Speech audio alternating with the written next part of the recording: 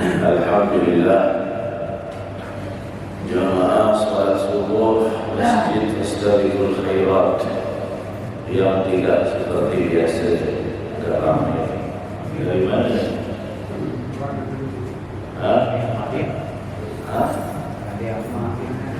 Musafir. Dari mana? Biasanya tidak ada orang di sini. Nah, cuma mau saya ingatkan saja, saya tidak mau panjang lebar. Tolong bedakan masjid dengan warung kopinya, bedakan majelis taklim sama tempat tongkrongan. Hadir sudah bagus, tinggal adab di dalam majelis tolong diperhatikan. Itu saja. Sebelum pelajaran ini dimulai, mudah-mudahan kita dapat berkah, insyaallah. Saya tidak mau lebih jauh untuk mengatakan jangan ngomong, jangan bergurau. Cuma saya sampaikan saja, bedakan majelis taklim dengan tempat-tempat tongkrongan yang lain, biar kita dapat berkah, insyaallah. Mudah-mudahan niat kita hadir ke majelis ini betul-betul karena Allah dan untuk menyenangkan hati Nabi Muhammad SAW. Amin ya rabbal alamin. Mudah-mudahan Allah panjangkan umur, Allah sehatkan badan, Allah murahkan rezeki, yang sakit Allah sembuhkan, yang punya hajat Allah kabulkan, yang punya masalah Allah selesaikan. Allah berkahi hidup kita dunia akhirat. Allah wafatkan husnul khatimah. Allah berkahi keturunan salihin salihat. Jadikan ilmu kita barokah manfaat, kumpulkan di akhirat bersama Nabi Muhammad sallallahu alaihi wasallam. Amin ya rabbal alamin. Alhamdulillah, kita السيد علي بن عباس المالكي عليه رحمه الله ونفعنا به بعلومكم بعلوم الزائد الصالحين في الدارين آمين. إلى قال الترغيب من الكبر والإعجاب والترغيب في العلم واحتمال الأذى والعفو والإعراض عن الجاهلين. Kembali kita sudah membahas tentang ancaman untuk bersifat al-kibir, sombong, wal-i'jab dan ujub. Kemudian wa-targhibu fil ilmi wa ihtimalil adha. Kemudian anjuran-anjuran untuk kita memiliki sifat al-hilm.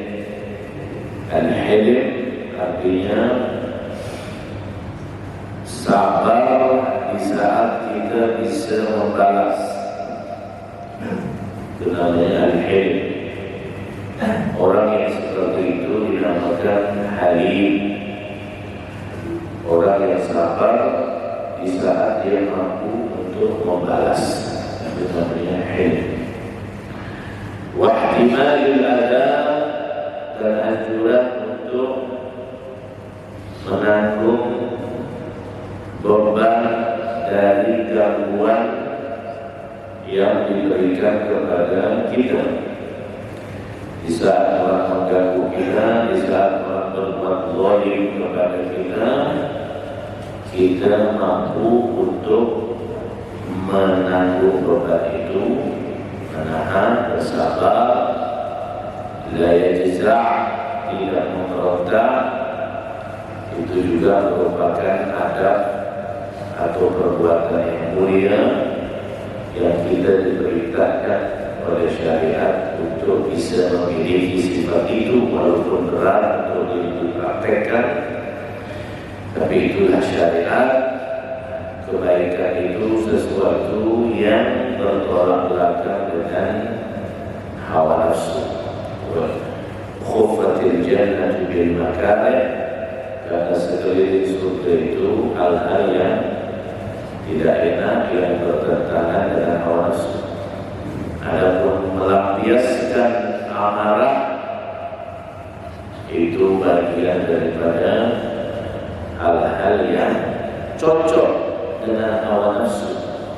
Wa khuffatin naru bil bisyahawat, dan sekeliling neraka itu hal-hal yang berbau syahwat, yang cocok dengan hawa nafsu. Semua yang tak bagus itu cocok dengan hawa nafsu. Ada pertanyaan dia, dosirkan orang yang ada? Tak rasa udah 1 jam 2 jam di warung kopi yang diomongkan sebulan. Wah, dia tak merasa dia berdosa, padahal dosa itu hukumnya haram. Dosa itu dosanya lebih berat daripada berzina, ya. Tapi itu neraka yang berkait, yang cocok dengan hawa nafsu, menyebut keburukan orang lain dan penyakit hati yang lain. Itu cocok dengan neraka, karena sekeliling neraka adalah hal-hal yang cocok dengan hawa nafsu. Hadir majlis taklim neraka, ini surga, tidak cocok dengan hawa nafsu. Untuk tidak ngomong di majlis neraka, surga, ya. Untuk bisa sholat subuh berjamaah, berat. Itu cocok dengan apa, tidak cocok dengan syahwat. Maka itu adalah surga. Khuffatil jannatu bil makarih. Segala hal yang bertentangan dengan hawa nafsu itu adalah surga. Nafsuka tifli in tuhmilhu syabba'ala ubirradhi illa taftibhu yang fatimi. Sehingga hawa nafsu itu diibaratkan oleh Al-Imam Al-Busiri di dalam kitab Burdahnya seperti seorang anak kecil yang sedang menyusui, yang harus kita sapit dia kalau sudah waktunya. Karena di saat menyapitnya itu dia akan teriak, dia akan menangis, dan kita kadang condong untuk tidak tega melihatnya. Disitulah diibaratkan seperti kita sedang menundurkan hawa nafsu kita. Awal-awal berat, tapi kalau tidak disapih itu, maka dia akan nyusul sampai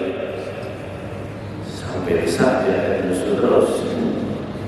Sama begitu kalau hawa nafsu kita tidak kita mujahadah, tidak kita lawan, maka nanti dia akan melonjak terus seperti itu, sehingga kita tidak berhasil melawan hawa nafsu kita yang dikatakan oleh Rasulullah SAW di saat pulang dari peperangan Badar, raja'na min jihadil asghar ila jihadil akbar.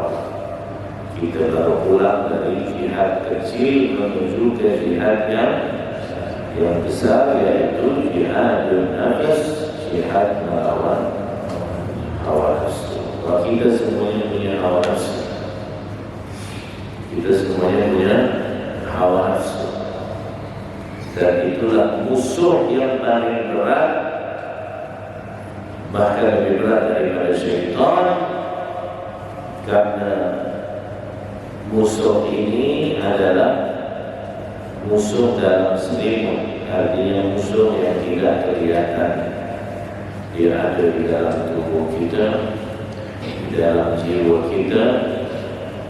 Kalau musuh kelihatan, masih enak untuk kita bertarung. melawannya. Jelas depan nafsu kita. Kalau ini nafsu tidak kelihatan. Ada aduwika nafsuka allati baina jambaik. Musuh yang paling musuh bebuyutan adalah siapa? Bukan tetangga kita musuh, bukan kawan kita musuh, bukan orang Islam kita musuh. Ini balik. Orang Islam saling bermusuhan. Tetangga saling bermusuhan. Musuhnya kita yang nyata selain syaitan adalah musuh yang paling berat adalah nafsu yang ada di dalam diri kita. Ya, makanya segala hal-hal yang baik seperti hilm, menanggung beban dari orang yang berbuat jahat sama kita, kemudian wal-'afwu, memaafkan kesalahan orang lain, wal-i'rad 'anil jahilin, berpaling dari orang-orang yang bodoh yang selalu memancing kita untuk marah. Ya, itu semuanya sifat-sifat yang baik yang bertentangan dengan hawa nafsu yang kita butuh yang namanya mujahadah.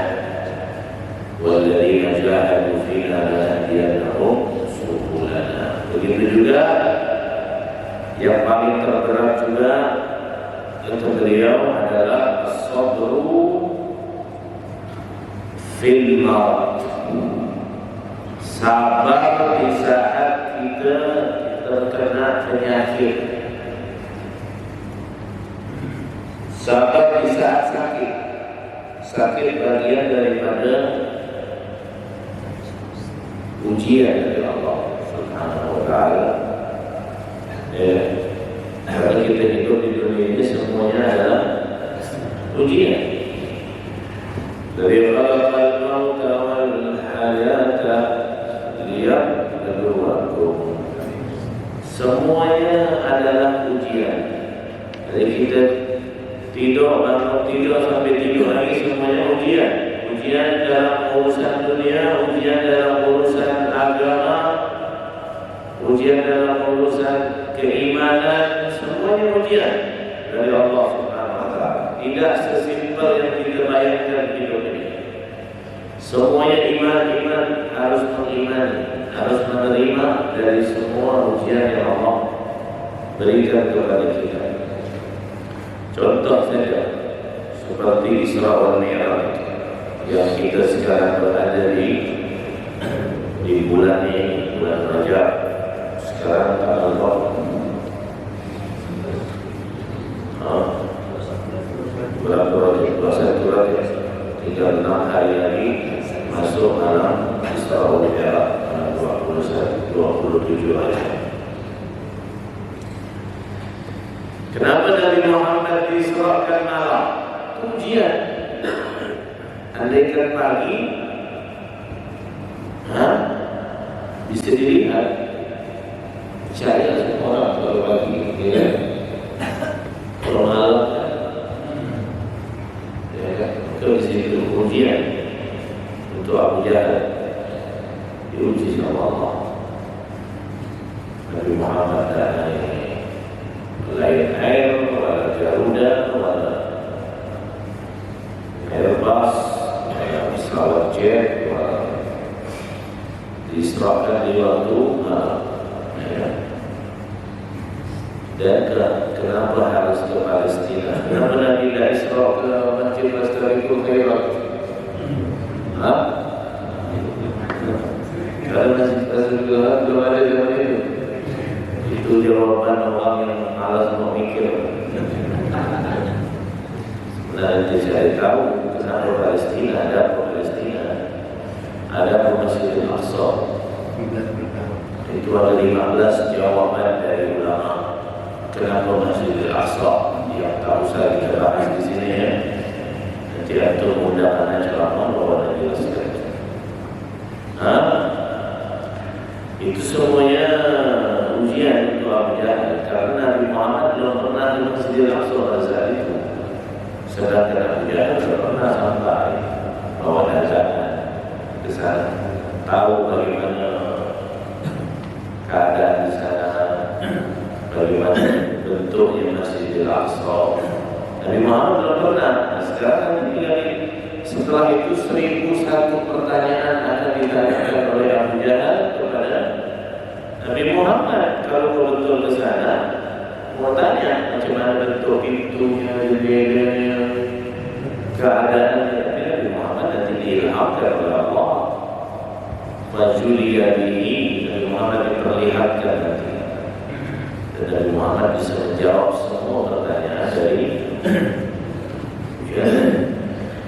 iman ikhtabir. Allah menguji, ya kan? Menguji keimanan.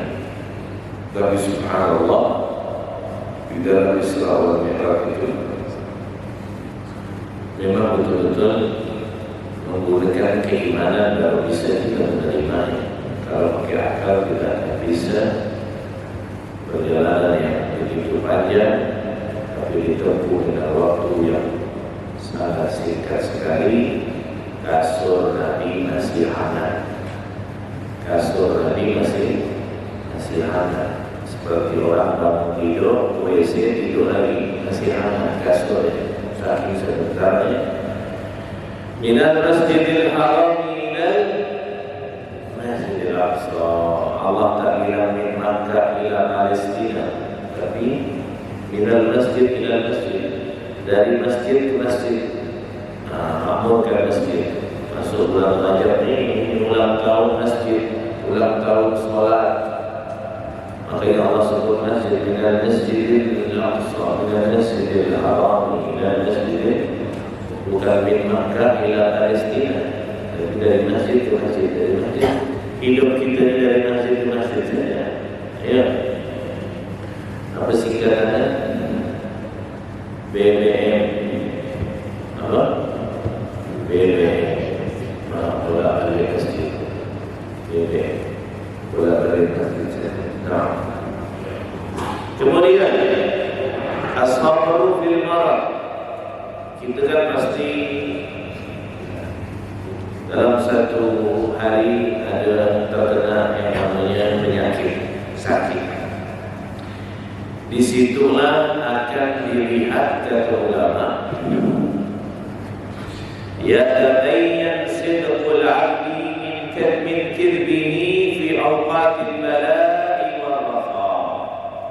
Akan terlihat jelas mana orang yang jujur sama Allah, bohong sama Allah di saat dia ditimpa ujian.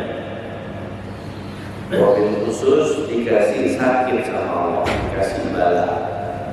Di situ baru kelihatan jelas mana orang yang jujur, mana orang yang bohong. Kalau dalam keadaan normal seperti ini, apalagi dikasih banyak nikmat, wah, semua orang masya Allah. Ya kan? Aman syaraf ayyamil raha wa jazaa fi ayyamil bala fa huwa minal kadhibin. Siapa orang yang senang bisa bersyukur sama Allah di hari-hari dia dapat kenikmatan, hari-hari lapangnya, hari-hari senangnya dia bisa bersyukur. Tapi tak ada di hari-hari dia mendapatkan ujian dia memberontak, bahwa minal kadhibin, maka dia termasuk orang-orang yang berdusta, yang berbohong kepada Allah Subhanahu wa taala. Makanya orang-orang yang sabar terhadap ujian musibah dari Allah, Allah berikan dia 700 derajat di surga Allah Subhanahu wa taala.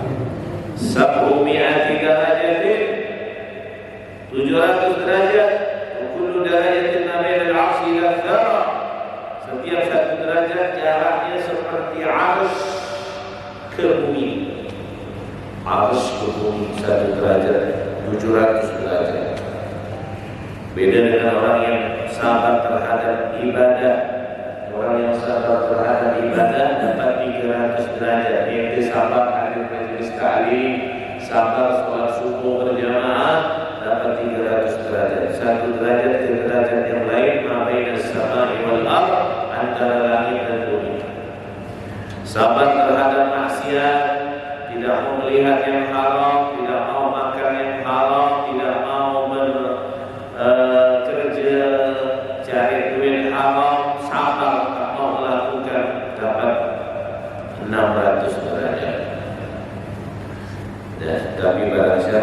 sabar terhadap musibah ujian dari Allah, maka dia mendapatkan 700 derajat.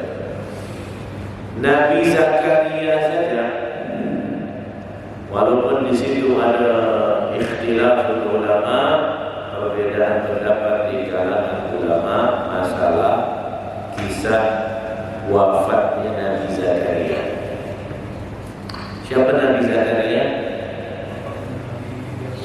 Abahnya Nabi Yahya. Ya. Termasuk lama juga ya dapat anaknya, bertahun-tahun. Akhirnya memohon kepada Allah, ya dia dapat anaknya. Siapa? Yahya. Nabi Yahya. Nabi Zakaria ini dalam satu riwayat, beliau kan wafatnya syahid ya, dibunuh sama kaum. Dia lari di saat dikejar oleh kaumnya. Dia Nabi di kalangan Bani Israel, orang-orang Yahudi. Orang Yahudi dikejar sama kaumnya. Larilah Nabi Zakaria sampai sudah mentok, sudah hampir dapat. Nabi Zakaria lihat ada sebuah pohon yang besar. Kemudian Nabi Zakaria dengan mukjizat yang tentunya Nabi, dia lihat pohon besar, sudah kepepet ini orang-orang sudah menjadi mendapat ini. Kemudian dia lihat pohon besar, dia malah minta tolong sama pohon. Dia bilang, ya sajalah adkhilini fik. Wahai pohon, tolong bantu aku, masukkan aku ke dalam kamu. Akhirnya pohon itu terbuka. Ini mukjizat ya. Sekarang nih Pak, kita ini sedang dijajah pelan-pelan.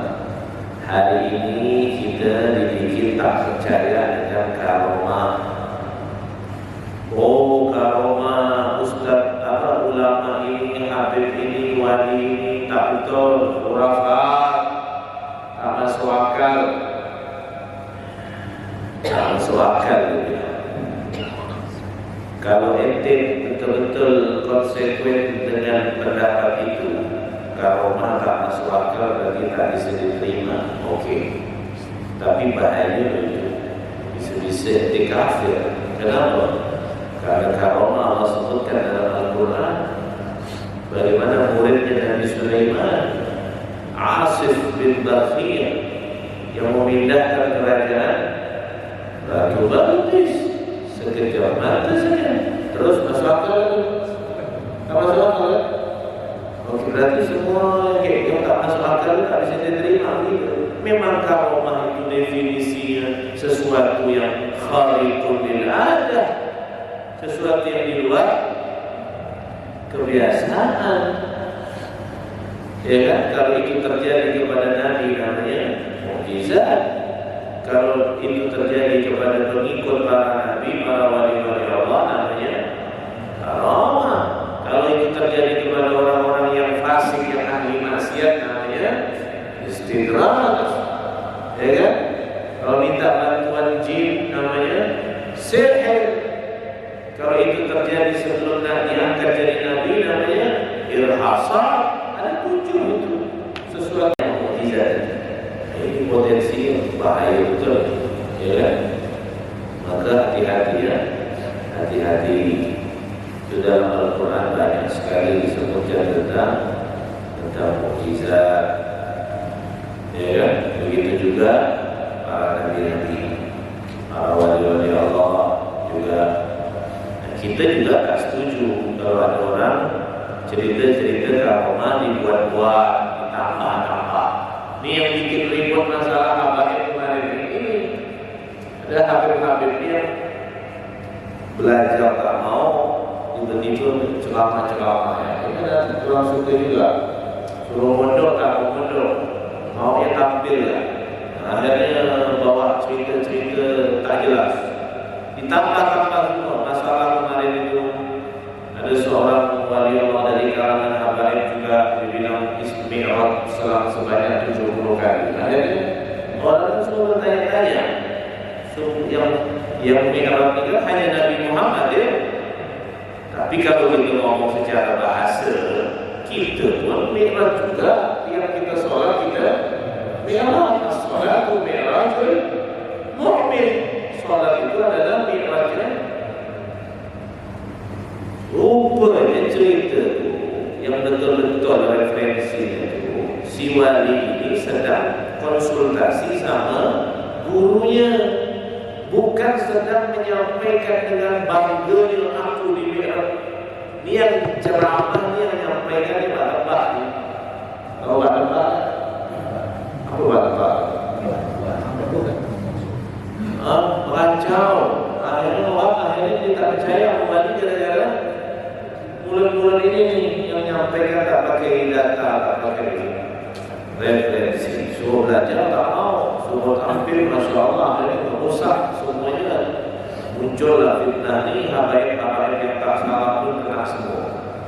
Ya, akhirnya dibahas oleh-olehan di TikTok, di media sosial, di foto-foto, ini, berhasil. Tapi subhanallah, barokah kejadian ini, akhirnya mereka mulai sadar biar belajar. Bukan kita merasa kita sudah tahu, tidak. Kita ni kesian yang lain. Kalau kita mau diapa-apakan, dah siap kita sedekahkan harga diri ini, mau dibilang apa terserah. Tapi kita tak tega lihat kalau guru-guru kita yang dipermainkan di media sosial itu, dibikin video-video AI itu kan, yang sekarang itu dibahan oleh-olehan dia.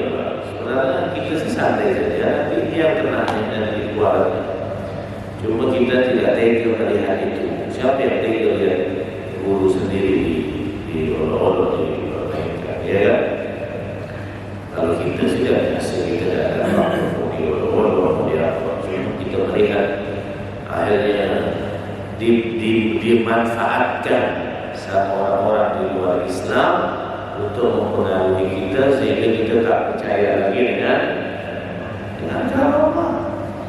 Ujung-ujung tak percaya sama mukjizat, ujung-ujung tak percaya sama Nabi, tak percaya sama Islam, ujung-ujung jadi ateis semua. Betul kan? Apalagi sekarang ni anak-anak muda kita terus dikasih game, dikasih musik, dikasih ini, ya, semuanya ikut ajaran di luar Islam. Dan tapi sesuai dengan apa yang telah disampaikan oleh Nabi Muhammad SAW. La tattabi'unna sanana man qablakum shibran bi shibrin wa dira'an bi dira'in hatta law dakhalu juhra rabbin la salaktumuhu. Kata Nabi, kau pasti akan mengikuti orang-orang sebelum kalian, sejengkal demi sejengkal, selangkah demi selangkah, sedikit demi sedikit, sampai kalau mereka masuk ke dalam lubang biawak pun kalian akan mengikuti mereka. Siapa mereka? Sahabat tanya, Al-Yahud wa Nasara ya Rasulullah, apa yang kau maksudkan yang akan diikuti sampai masuk lubang biawak pun kita akan ikut dia? Yahudi Nasrani. Kata Nabi Muhammad, faman. Kalau bukan Yahudi Nasrani, siapa lagi? Yahudi dan Nasrani yang diikuti oleh zamannya. Ini bukan apa ya? Bukan isapan jempol saja. Ini apa yang disampaikan Nabi sudah terjadi sekarang. Biar umat Islam suka ikut-ikut gaya ajaran agama lain, padahal sudah jelas-jelas bertentangan dengan ajaran Islam. Contoh, ngikut cara berpakaian, terbuka aurat, itu ajaran siapa? Bukan Islam. Ya kan? Sekarang kan yang penting kelihatan cantik, mau rambut nampak ke, ya kan? Mau terbuka aurat ke, dia tak mikir, dia pakai baju seksi-seksi, akhirnya laki-laki ini berimajinasi yang macam-macam. Ya kan? Nanti yang jadi korban siapa? Orang lain, gara-gara dia. Ya kan? Dia tak mikir. Yang penting cantik ya, teruskan kulit aku putih. Ya, apa-apa nampak sikit. Ya, rambutnya kelihatan yang bagus. Tak cukup laki yang lihat, ini orang lain juga lihat juga. Oh gila tu laki. Yang belikan skincare laki yang lihat. Oh gila tu. Mana ada Yus Pak? Jadi kalau ada orang tidak mau mengajar istrinya tu, sebenarnya itu Masya Allah, cemburunya kuat itu berarti. Tidak mau dimandang orang lain kecuali dia sendiri. Ya. Karena malah tangga, malah istri semua buka jilbab dia lihat tu orang bini aku yang paling cantik di mana?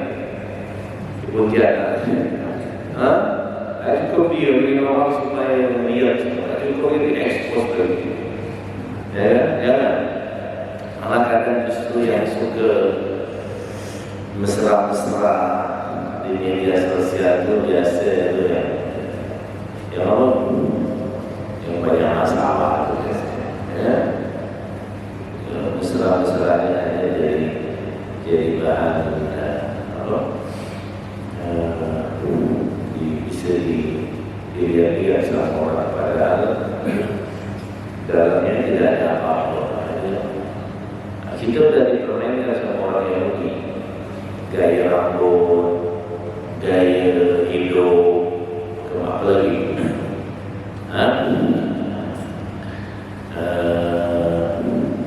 Akhlaknya, cara bicara, cara berbuat, apa lagi? Aksesoris, fashion, trend, ya kan? Semua ikut gaya-gaya mereka. Laki-laki gaya perempuan, perempuan gaya laki-laki, ya kan? Nah, sampai nanti kalau sudah seperti itu, nanti mulai adanya umat Islam mau apa namanya, pakai pakaian Islami, malu, minder, kasih kodok. Aku ni belum tak tua, aku kasih kodok. Memang ini kodok itu belum. Ayolah masjid awal, masjid ini belum nantilah. Sudah kahwin belum masjid. Sudah kahwin. Dia belum kahwin, kalau tak kahwin baru tak masjid itu. Walah hasil. Ya kan? Ada ya. Ya kan? Malu dia, minder. Ada majlis taklim malu. Kemudian dia ada tu. Ya kafe ayo 5 jam 10 jam pun yang penting kopi lancar. Ya, malu, banyak kebaikan malu. Kalau pakai rambut yang rapi, yang bagus itu malu. Apalagi sekarang tidak, kalau sudah berani melawan orang tua, wah bangga ya. Bisa melawan guru, bangga. Bisa momentari ulama, bangga rasanya. Ini bukan akhlak Islam. Ya kan, berani sama orang tua, berani sama guru, berani sama ulama. Bukan Islam. Pelan-pelan dia masukkan lewat TV, lewat gadget, di zaman gadget sekarang, media sosial. Pelan-pelan masuk. Orang tua pun tak mau mengawas, tidak memperhatikan isinya, tambah parah lagi. Ya, itu yang terjadi. Nabi Muhammad itu sahabat-sahabat yang cuma mengikut gaya salamnya orang Yahudi Nasrani saja ditegur sama Nabi. Itu gaya salam. Macam mana gaya salam orang Yahudi? Isyarat dengan jari-jari. Gimana kalau dia suruh ada yang tiga jari lah. Sekarang kan banyak tuh isyarat-isyarat tiga jari itu macam model. Ya, ini begini, macam-macam kan? Ya, dia mengubah, tapi di situ meniru orang Yahudi. Kalau orang Nasrani pakai telapak tangan. Ini dulu, bye-bye, halo, dadah. Kita tambah kita sadari. فإن تسليم اليهود الإشارة بالأصابع وتسليم النصارى الإشارة بالأكف. Salamnya orang Yahudi itu isyarat dengan jari, salamnya orang Nasrani isyarat dengan telapak tangan. Salamnya orang Islam apa? Assalamualaikum. Assalamualaikum warahmatullahi wabarakatuh. Ya kan?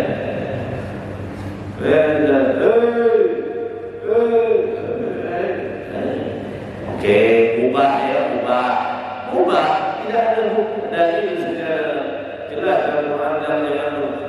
Oke, ubah. Nabi juga di situ tidak ada bilang haram, jangan lakukan. Nabi cuma bilang man tashabbaha ghairana laisa minna man tashabbaha ghairana. Bukan golongan kami.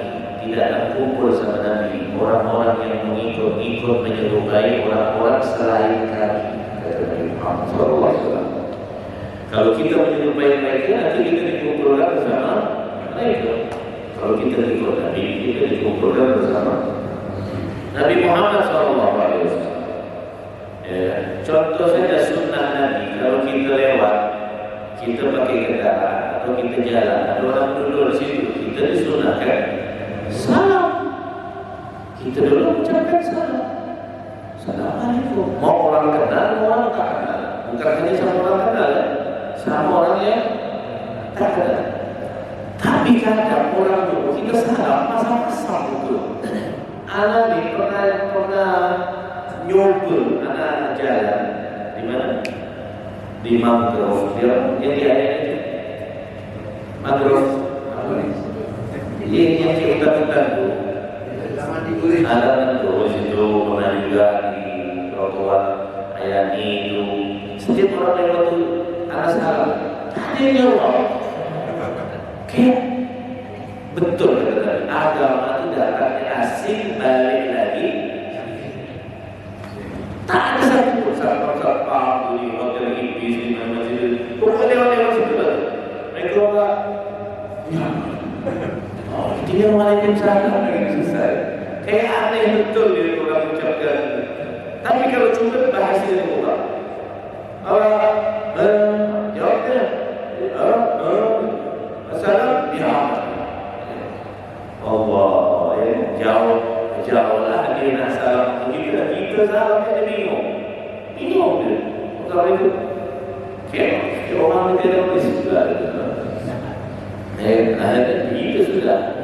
Orang Yahudi tidak akan diam terus. Dibikin kita ni jadi leader dengan Islam, leader dengan agama ini, ajaran kita sendiri.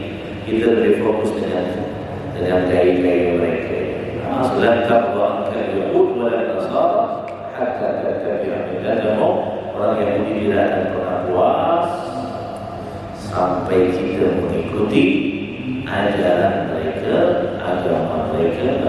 Kalau mereka akan puas. Jadi sunnah yang sudah mulai dilupakan oleh umat Nabi Muhammad adalah mengucapkan salam kepada orang yang kenal dan orang yang tidak kenal. Jadi kita jumpa orang Assalamualaikum. Ya kan? Assalamualaikum. Itu ajaran Nabi Muhammad SAW.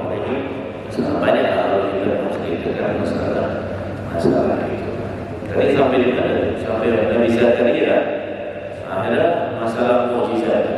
Terbuka satu pohon, masuk Nabi Zakaria ke dalam pohon. Betul. Orang Yahudi bingung cari Nabi Zakaria mana? Iblis datang memberikan isyarat kepada mereka bahawa Nabi Zakaria sedang bertapuk di dalam pohon. Akhirnya mereka bawa sensor bil-ishar gergaji. Allahu a'lam yang zaman itu sudah ada sensor belum itu. Pokoknya di sini bil-ishar gergaji. Kemudian dibelahlah itu terkena Nabi Zakaria ya. Sampai gergaji itu mengenai bagian kepalanya. Disebutkan salam apabila manasir ila limarihi sah. Maka gergaji itu mengenai bagian kepalanya Nabi Zakaria. Nabi Zakaria teriak. Kemudian Allah kirimkan malaikat untuk menyampaikan kepada Nabi Zakaria, ya Zakaria, Limadha tasbir 'ala al-bala? Kenapa kau seorang nabi tapi kau tidak sabar menghadapi ujian? Kata Allah bilang, "Lau qultuha marratan thaniyatan la ukhrija ismaka min diwanil anbiya." Kalau kau teriak sekali lagi merintih, akan kukeluarkan namamu dari golongannya para nabi. Sabar, sabar. Akhirnya dia teriak, "Ba'asra syafataihi." Dia menahan sakitnya sambil mengetuk, menggigit kedua bibirnya. Sabar dan terbelah badannya menjadi syahid Nabi Zakaria. Walaupun ada ulama bilang ini cerita Israiliyat, tapi ini diceritakan di dalam kitab Kasyafatul Qulub yang dinukil oleh Imam Al-Ghazali alaihi rahmatullah. Tapi dalam cerita itu kita sesuai dengan pembahasan kita tadi, orang itu bakal terlihat jujur atau tidak di saat dia mendapatkan musibah atau ujian. Di saat Nabi Zakaria dalam keadaan mepet seperti itu, ya kan? Nabi Zakaria malah justru minta tolong, mohon pada saat itu, ya kan? Ada yang bilang, "Ya Allah, tolong aku." Nabi bisa melakukan hal-hal yang kekeliruan yang sampai tidak mengurangi kewibawaan beliau, kecuali Nabi Muhammad SAW. Nabi Muhammad pun ada hal-hal yang berapa hal-hal yang ditegur Allah di dalam Al-Quran. Ini juga sebagai tasyri' syariat di dalam asbab nuzul, sebab-sebab kronologi ayat-ayat yang turun itu, apa yang dilakukan Nabi itu untuk apa, biar ada hukumnya di dalam syariat seperti itu. Nabi-nabi yang lain masuk sama terlihat dari tapi hal-hal yang kecil yang tidak sampai mengurangi daripada kewibawaan mereka. Ya, kata Allah bilang, "Dari kain ber'aqaf bi syajarah wa lam yahtasim billah." Nabi Zakaria pada saat itu minta tolong sama mohon, tidak minta tolong sama Allah. Allahu ala nafsih, sehingga Allah memberikan kehancuran kepada diri. Makanya dalam satu hadis qudsi Allah mengatakan, "Ma min 'abdin nazala bihi baliyatun fa'tasama ila 'abdihi qabla yas'alani." Siapapun dari hambaku yang tertimpa musibah kemudian dia minta tolong sama aku, maka aku akan memberikan jalan keluar sebelum dia minta sama aku. Tapi barang siapa yang dapat musibah kemudian minta tolong kepada makhluk, maka aku aghlaqtu abwaab as-samaa'i 'alaihi, akan kututup pintu-pintu langit untuk dia, karena dia lebih bersandar kepada makhluk, tidak bersandar kepada aku. Bayangkan itu, kau merintih sekali lagi kata Allah akan mengeluarkan kau dari golongannya para nabi. Maka bagi kita yang mendengarkan kisah ini, untuk supaya kita bisa bersabar kalau kita mendapatkan ujian dan musibah, penyakit dan lain sebagainya. Karena orang yang paling berat balanya adalah al-anbiya, para nabi. Kemudian setelahnya. Semakin tinggi pohon itu, anginnya semakin besar, bala ujian juga semakin dikatakan oleh Imam Junaid al-Baghdadi, al-bala'u sirajul 'arifin. Bala itu adalah lenteranya orang-orang yang makrifat kepada Allah. Lentera artinya memberikan cahaya. Berarti orang-orang yang makrifat kepada Allah tidak lepas dari hidupnya ujian demi ujian terus, seperti cahaya yang menyinari dia. Cahaya, bala. Ente lihat orang-orang wali-wali Allah itu kayak seperti orang tak punya masalah, kan? Kenapa? Padahal bala tiap hari dia nahan bala, tapi kelihatan kayak orangnya santai, nyaman, adem, tenang, lihat. Kenapa? Walaupun bala besar, tapi karena dia merasa dekat sama Allah, maka kalau dia dekat sama Zat yang Maha Besar, maka ujian sebesar apapun kelihatan kecil. Itu ala inna awliya Allah la khaufun alaihim wa la hum yahzanun. tak ada takut, tak ada sedih, tak ada support, tak ada stres, karena merasa terus bersama Allah. Bukan berarti tak ada balanya banyak, ya kan?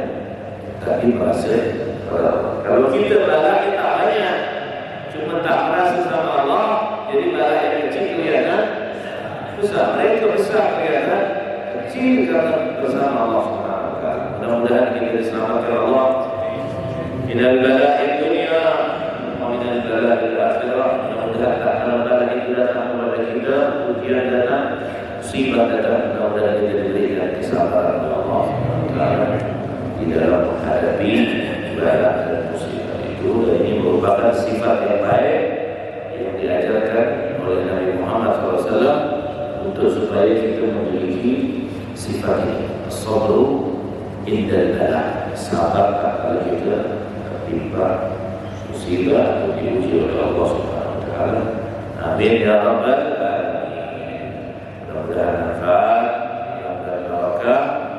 Saya terima kasih atas kerjasamanya sudah mau mendengarkan dengan baik, dengan adab, dengan akhlak. Mudah-mudahan antum semuanya dibalas oleh Allah Subhanahu Wa Taala. Amin.